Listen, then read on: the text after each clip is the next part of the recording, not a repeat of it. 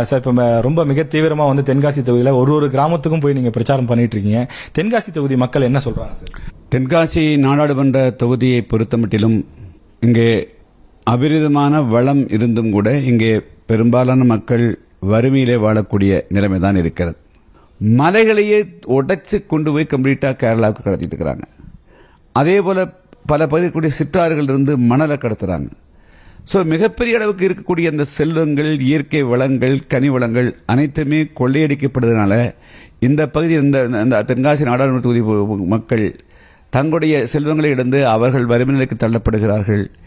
இதை இன்னைக்கு இருக்கிற ஆளுங்கட்சியினர் அதை கொள்ளையடித்து அவர்கள் குபேரர்களாக கொண்டிருக்கிறார்கள்.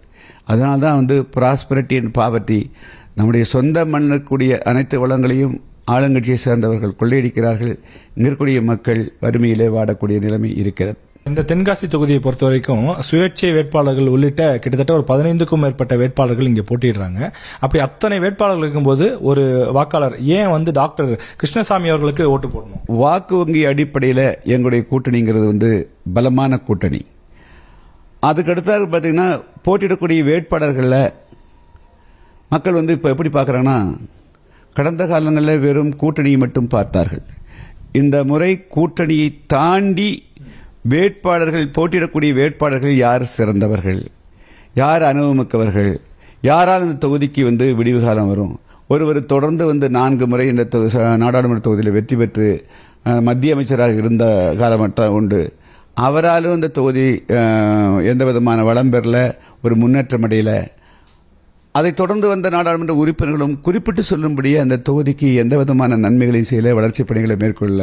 இவர்தான் சிறந்த வேட்பாளர். தென்காசிக்கு இனிமேல் நான் ஒரு தேர்ந்தெடுக்கிறதுனா டாக்டர் கிருஷ்ணசாமியால் தான் தென்காசி நாடாளுமன்ற தொகுதி மக்களுக்கு விடிவு காலம் வரும், நடைபெற்றுக் கொண்டிருக்கூடிய கனிம வள நிறுத்தப்படும் அப்படிங்கிறது அந்த மக்களுக்கு ஒரு மிகப்பெரிய நம்பிக்கை ஏற்பட்டிருக்கிறது. எனவே இந்த தேர்தலை போட்டு 15 வேட்பாளர்கள் போட்டியிட்டாலும் கூட அதில் எல்லாவற்றிலும் தலை சிறந்த வேட்பாளர், தகுதியான வேட்பாளர், அதாவது ஒரு காரியத்தை செய்து முடிக்கக்கூடிய தகுதி வாய்ந்தவர் என்று மக்கள் சீர்தூக்கி பார்க்கக்கூடிய நிலைமை உருவாக்குறது. அது எனக்கு மிகப்பெரிய சாதகமாக இருக்கும்.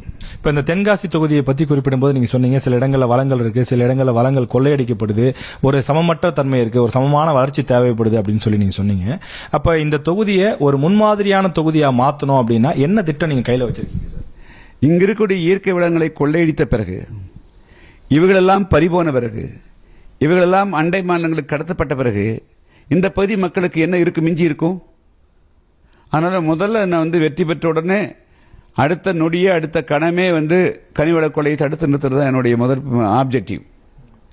அது நிறுத்தினாலே இந்த பகுதி மக்கள் மிகப்பெரிய அளவுக்கு சந்தோஷம் அடைவார்கள். யாராலும் தடுக்கல.